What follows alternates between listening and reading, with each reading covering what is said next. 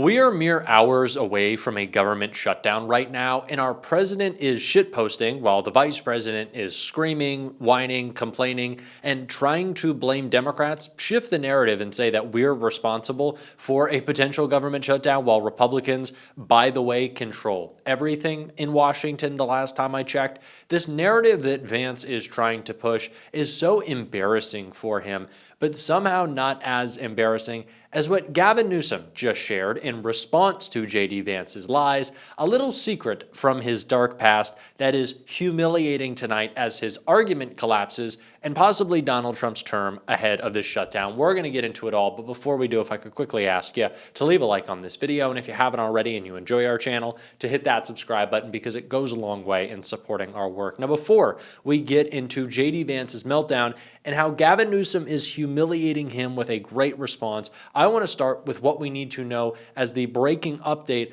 around this shutdown that we got from Eric Swalwell, who summarized this situation so perfectly.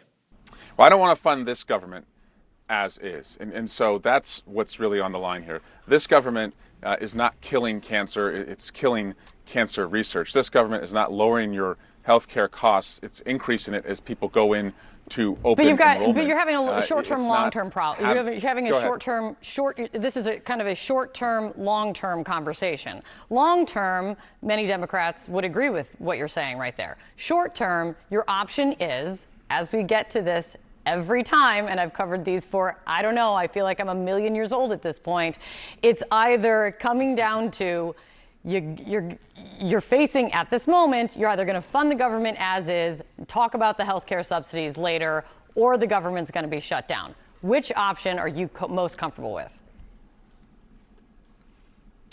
I'm not comfortable with this Republican tyrannical government. So I'm not co-signing on that, Kate, and I don't think anyone should. Now, if they are, going to, as I said, change their deportation policy and not get rid of innocent Americans who are contributing to our economy, if they're going to lower health care costs and not get rid of the subsidies and Medicare cuts that they put in place, and if they are going to, as I referred to earlier, put back in place cancer research, as 40% of Americans are going to find out this year that they have a cancer diagnosis, I would sign off on that. But why would we want to continue to be, co-signees on this madness that is hurting our friends and neighbors and making us look less and less like America? This is a Republican-run government. They have the White House, the House, and the Senate. They've had Donald Trump's job is the chief executive of the United States. And right now, and throughout his entire term, he has not executed on the laws that Congress has passed. Donald Trump is not following appropriations as should be done by the law. Donald Trump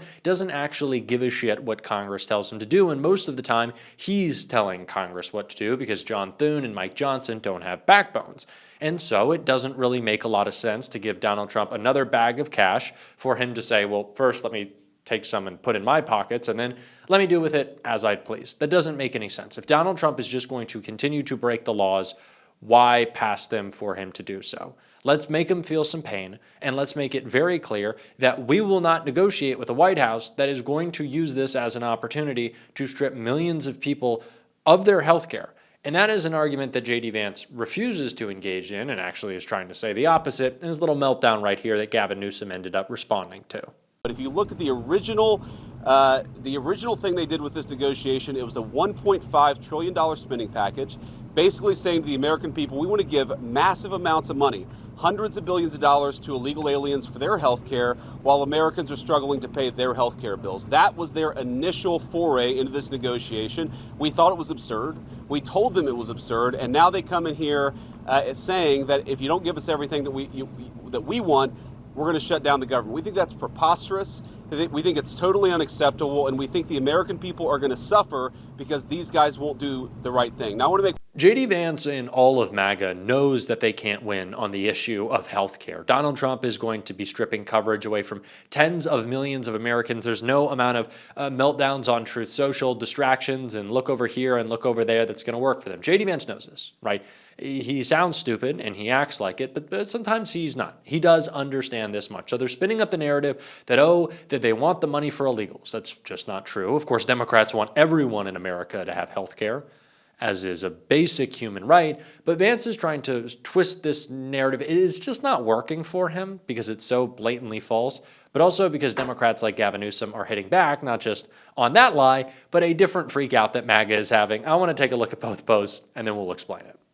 The White House Rapid Response account said that Democrats want to give $1.5 trillion, including taxpayer-funded free health care for illegals away, and of course Governor Newsom had to shoot down that nonsense, writing false. The vice president isn't being honest. The White House's response when Democrats asked to keep existing health care for Americans, "Go F yourself." Actual quote to Politico.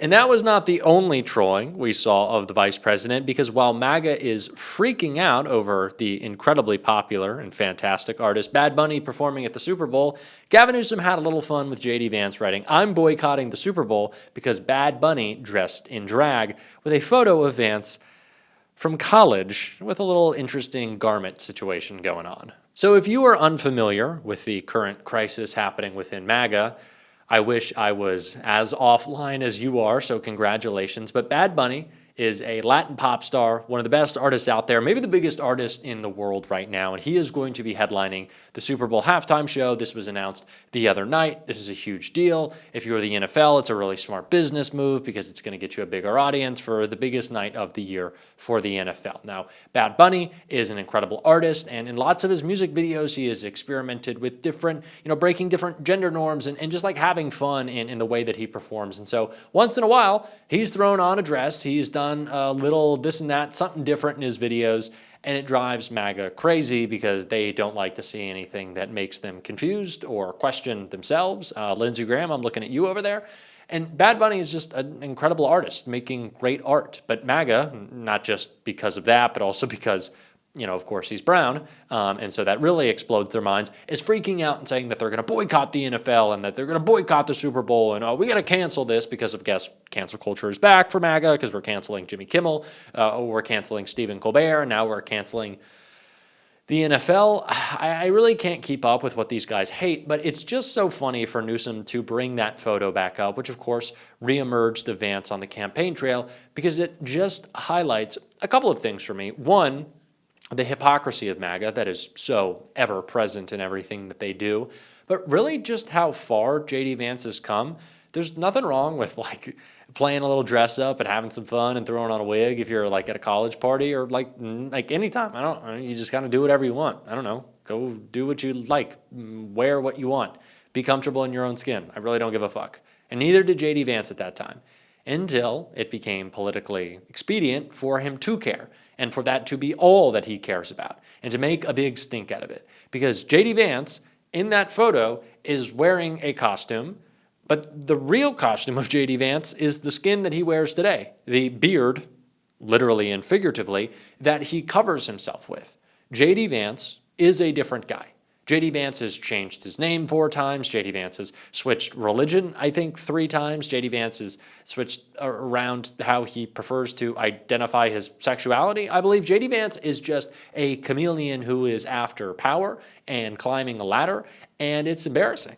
He is an embarrassment. JD Vance, you stand for nothing.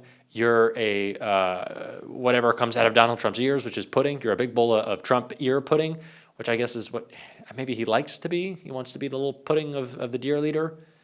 I don't know, but it's a sad life for JD Vance. And I was thinking about this today. When JD Vance eventually does get and then lose, which he might not even get, but when he loses in some form in the 2028 election, whether it be the primary or the general, what is he going to do? I would love to just have a documentary crew follow JD Vance around after that loss and see him trying to grapple with what his life is, that there is no real purpose, that JD doesn't have anything that he holds dear, that there's nothing he really wants to accomplish because power is out of his reach now, and so he's just left to fend for himself and kind of figure out what meaning he has, which is none. And I'm going to enjoy and relish in that because JD Vance is a terrible fucking person, and I despise him, and he despises himself. So really look forward to you working that out, JD. Well, in the meantime, I guess you're going to be attacking the rest of us. And we started with Eric Swalwell calling out the attacks from the Republican Party. I want to finish one of those when he called out Donald Trump's attack on James Comey.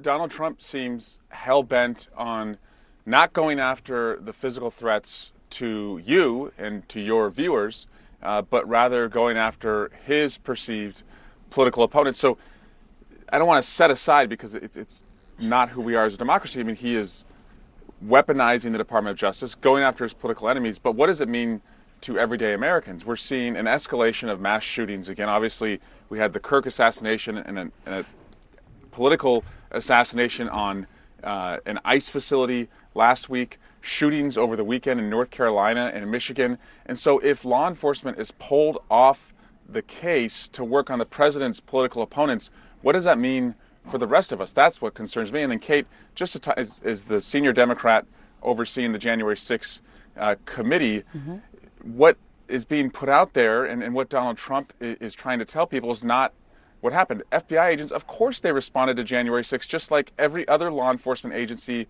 was asked to respond that day. They weren't there ahead of time. They responded to do their jobs. And so we're not going to let him erase the heroism of every officer that showed up on January 6th. When you say you're not going to let them, I also heard in relation to this was James Comey, you say last week that your committee, Judiciary, has the power to step in and kind of stop some of this. But how, Congressman, especially being in the minority? Well, first, we are making it clear that we're going into the majority a year from now. We have every intention to do that. And so we will bring oversight, accountability. We will subpoena the Department of Justice, but also private actors who have done these drug deals with the administration, college campuses, entertainment companies, law firms. And so accountability is coming. And so one, it's all coming out. Two, I hope that deters people from doing more of these deals, these one-offs with the president. One other point, though, on Comey, Kate, this happened when Donald Trump was president. So if you're trying to tell me this is not politically motivated, the statement that they're referring to where he allegedly lied, Donald Trump was president. So why didn't you indict him then? The fact that he's indicting him now just makes it look even more politically motivated. And so I'm pretty confident that this will either be dismissed or Mr. Comey will be acquitted by a jury of his peers. Once again, talk about cancel culture. These people are hypocrites constantly. There's nothing that grounds them. They really do have no values. And we are going to continue to point that out, of course, on this show every single day. And if you want to support that, as always, you can hit that subscribe button, leave a like on this video. If you stuck around to the end, drop a blue heart in the comments. And if you want to support the show in another way, you can become a free or paid subscriber to my Substack, linked here or down below. It's a great way to support the show. Keep on fighting. Don't let them silence you.